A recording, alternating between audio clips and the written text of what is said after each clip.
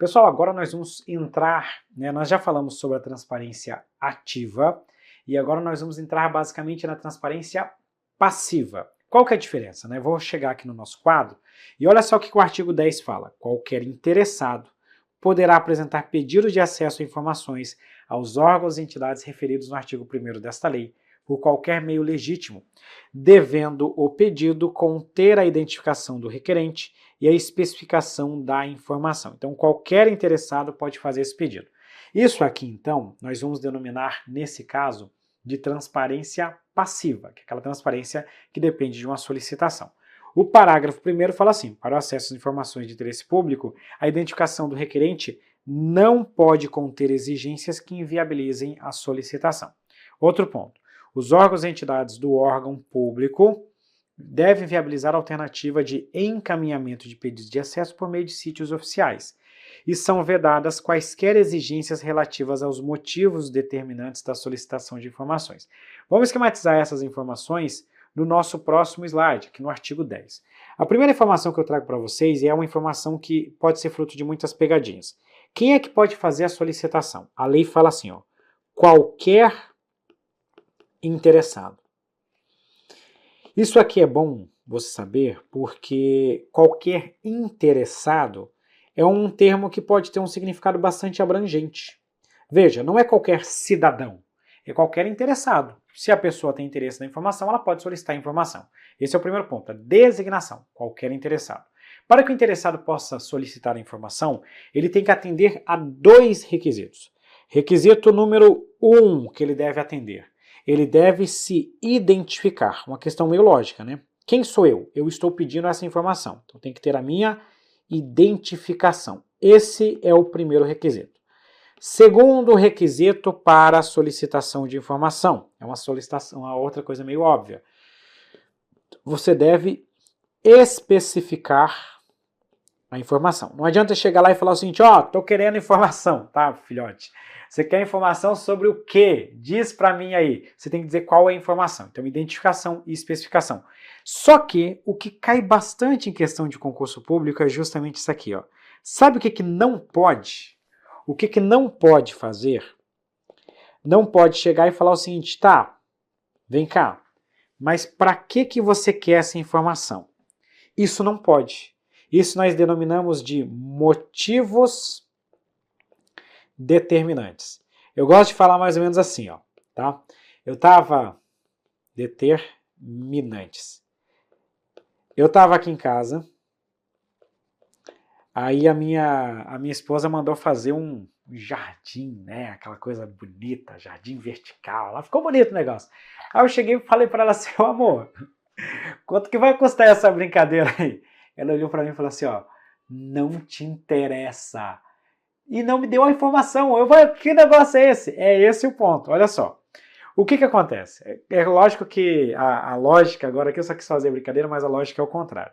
O que acontece é o seguinte, quando você vai solicitar uma informação, você chega lá pro órgão e pede a informação, o cara do balcão não pode chegar e perguntar, tá, mas você vai fazer o que com essa informação? Aí você olha pro cara, né? Olha pro cara, né? Se tiver o bigode igual você até faz assim, olha pra ele e fala assim, filhote, não te interessa. O que eu vou fazer com essa informação não te interessa. Tá aqui a minha identificação e qual a informação que eu quero. O que eu vou fazer com ela não te interessa. Eu faço o que eu quiser com essa informação. Ou seja, o órgão ou entidade não pode perguntar o que você vai fazer com ela. Para que você quer essa informação? Não importa. Eu só tenho que ter identificação e a especificação da informação, tá? Outra questão agora, ampliando um pouquinho mais os nossos requisitos sobre o pedido de acesso à informação. Essa informação, o pedido, ele é um pedido gratuito.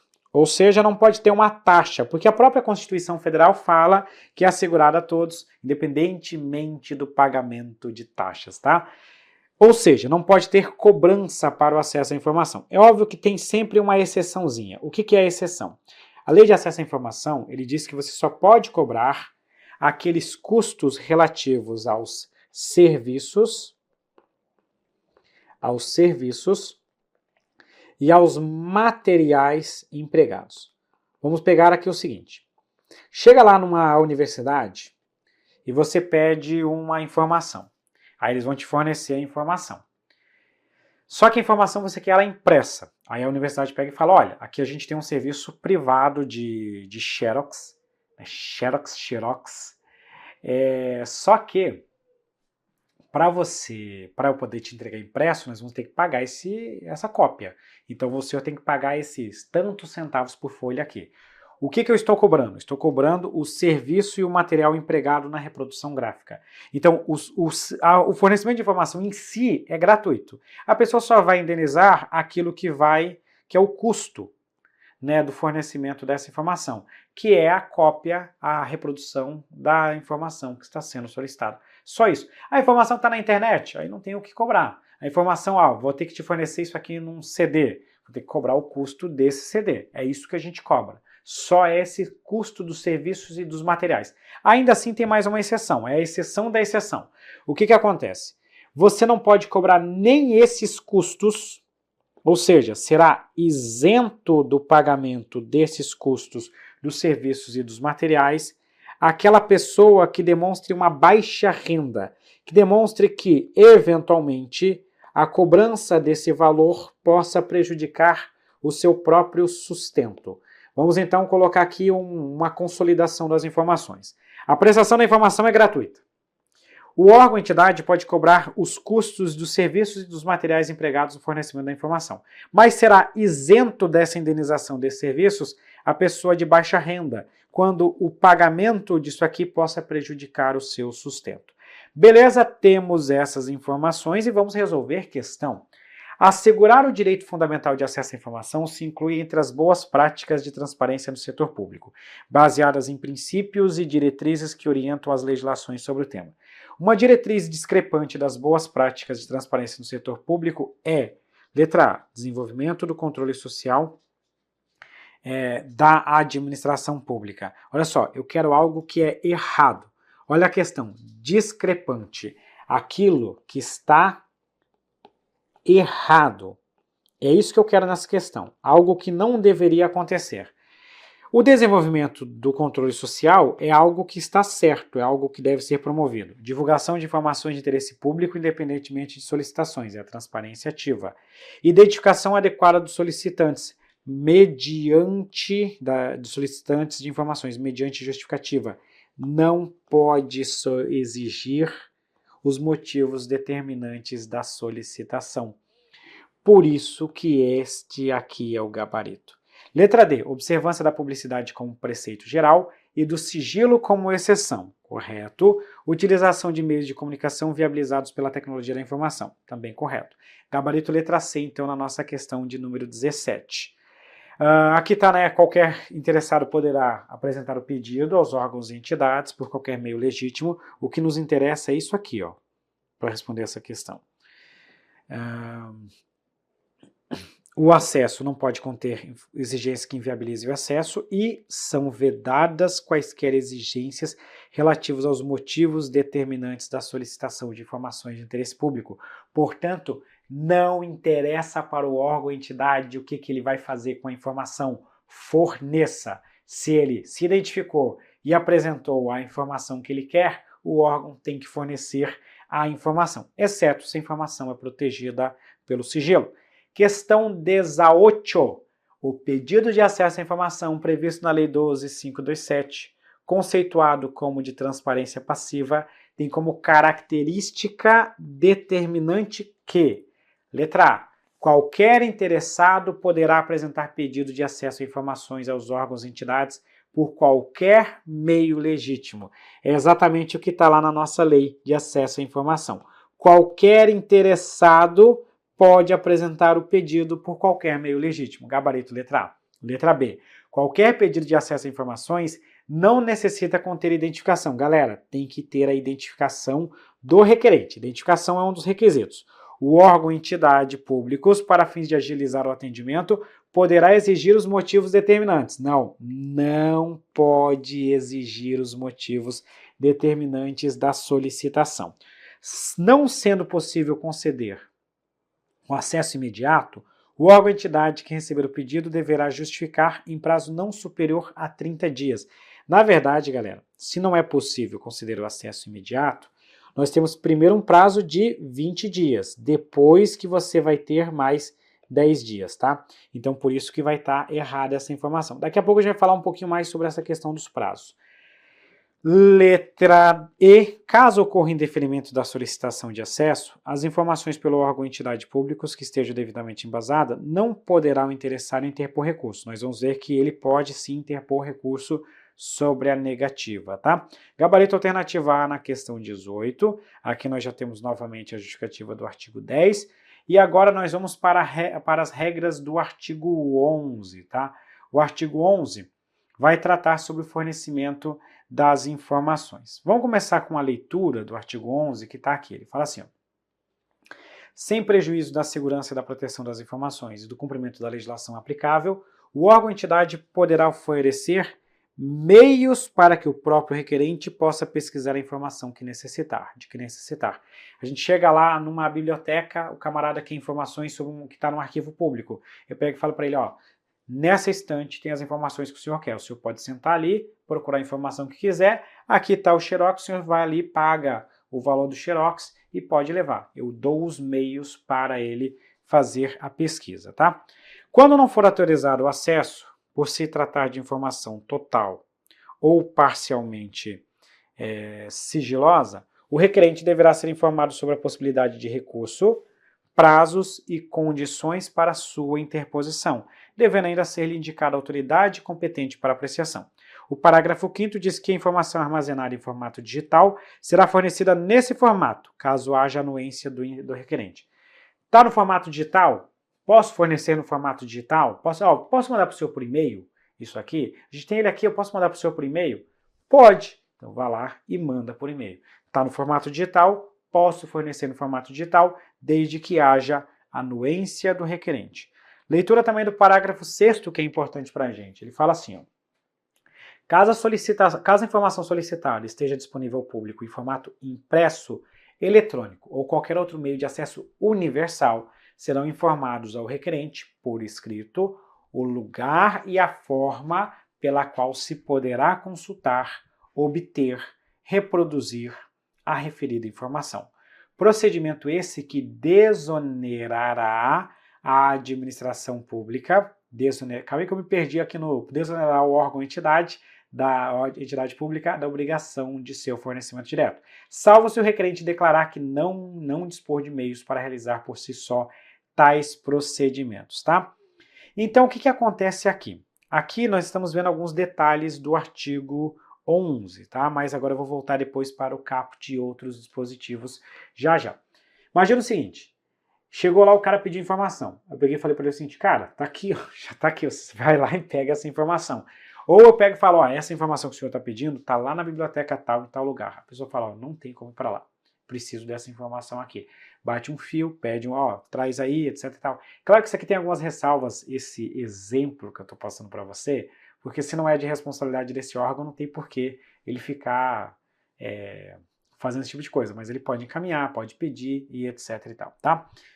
Vamos voltar agora para o artigo 11, que eu quero trazer algumas informações para vocês, tá? O que eu quero dizer é o seguinte, você vai lá e faz um pedido de acesso à informação. Faça um pedido de acesso à informação.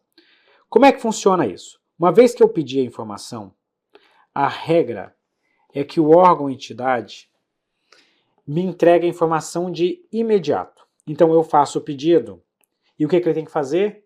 Me fornecer a informação.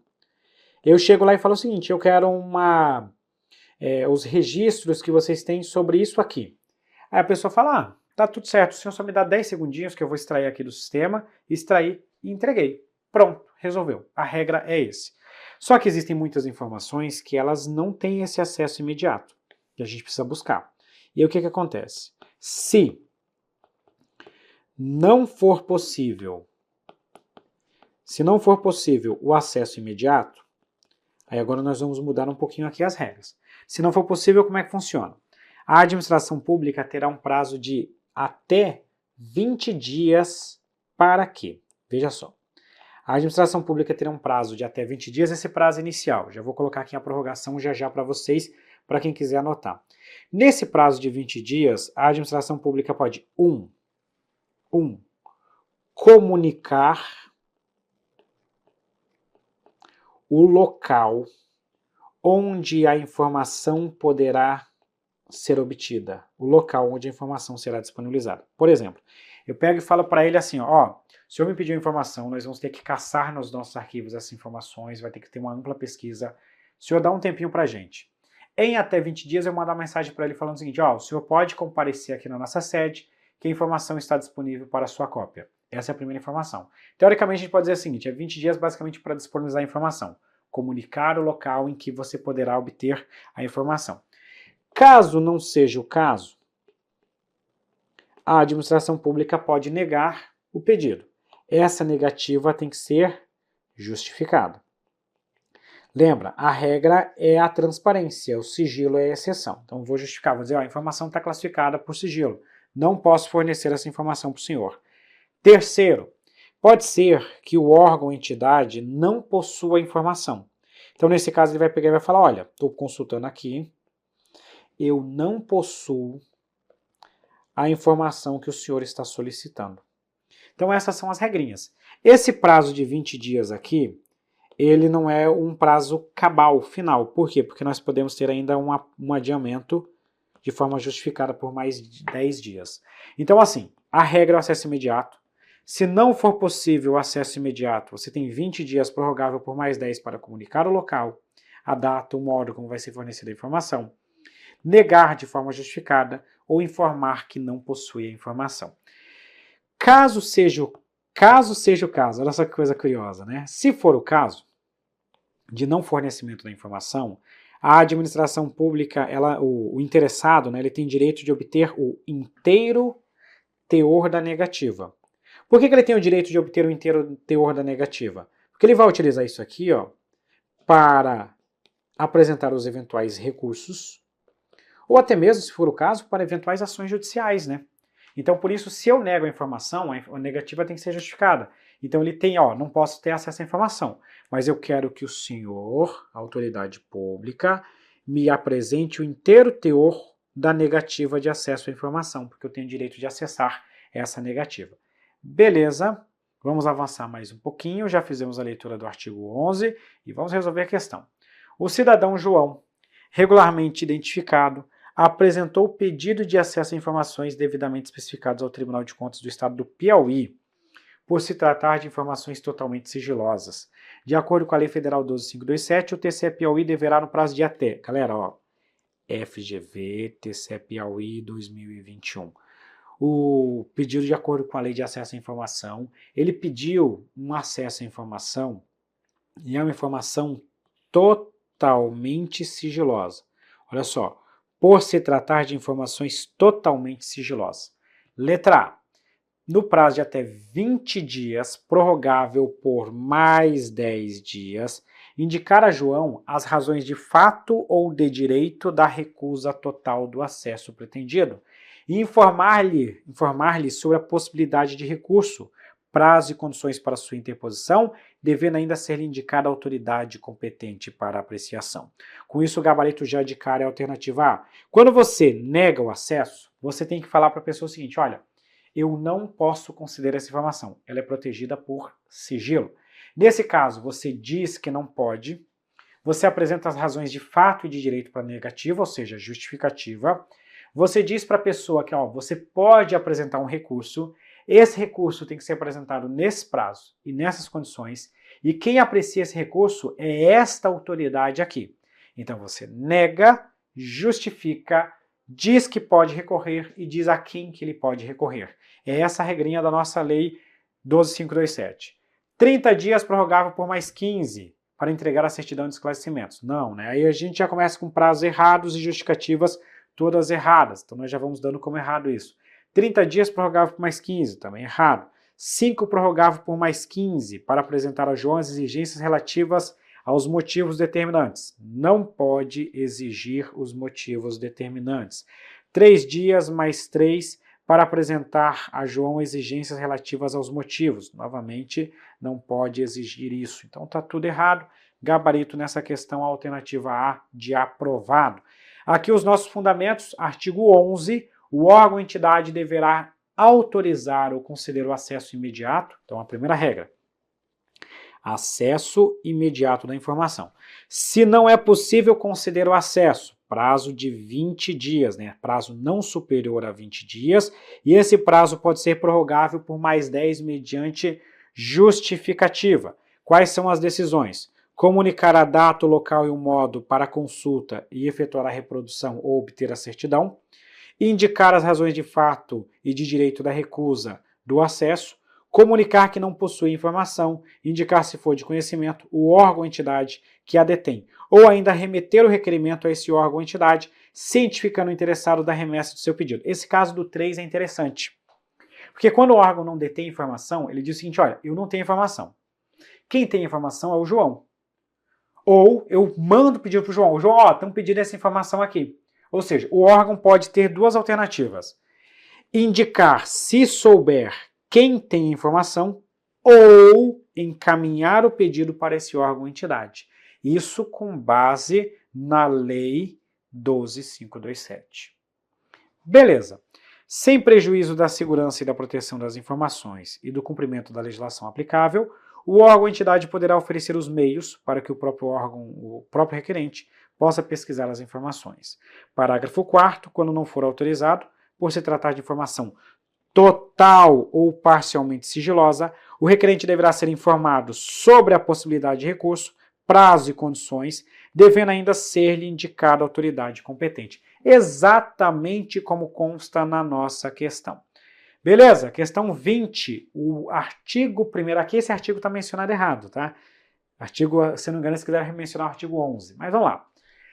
Afirma que qualquer interessado poderá apresentar pedido de acesso a informações aos órgãos e entidades. Aqui é o artigo 10, né? Por qualquer meio legítimo, devendo o pedido conter a identificação do requerente e a especificação da informação.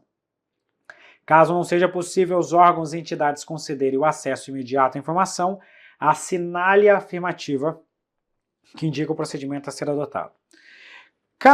Letra A. Os órgãos e entidades devem realizar audiências ou consultas públicas para auxiliar o requerente. Não é isso, né? Audiência e consulta pública é o meio de viabilizar o acesso à informação, mas não é o caso da questão. Os órgãos e entidades devem viabilizar a alternativa de encaminhamento de pedidos de acesso por meio de seus sítios oficiais na internet. Galera, aqui eu não estou falando do encaminhamento, aqui eu estou falando do fornecimento da informação. Se eu não posso fornecer de imediato, não é esse o contexto da assertiva. Os órgãos ou entidades devem indicar as razões de fato e de direito da recusa do acesso, tem que justificar o motivo do não fornecimento, por isso que é a letra C. Letra D, os órgãos e entidades devem protocolar novo requerimento de acesso à informação. Também não é isso, né? Se não tem, não tem o acesso. Não existe esse comando na questão. Gabarito letra C na questão de número 20. Questão 21. Um determinado órgão da administração pública recebeu um pedido de acesso à informação por meio do SIC, no dia 1º de julho de 2017. A informação pedida não tem caráter sigiloso, mas não está disponível integralmente e precisará ser processada pelo órgão. Considerando o prazo máximo nos termos da lei, incluindo eventuais prorrogações, a eventual informação deve ser fornecida ao requerente até. Eu fico um pé atrás sobre a forma como a banca contou esse prazo, né? Porque ele está falando assim, ó, 1º de julho foi apresentado, e ele colocou como gabarito o prazo máximo, né, que vai até 30 dias. Entre as alternativas que nós temos, a gente tem que pensar o seguinte, o prazo é 20 mais 10, ou seja, o prazo máximo é de 30 dias. Se eu vou pegar aqui as minhas alternativas, eu estou no dia 1º de julho, a gente iria aqui até o final do mês, né? Então, eles colocaram o 30.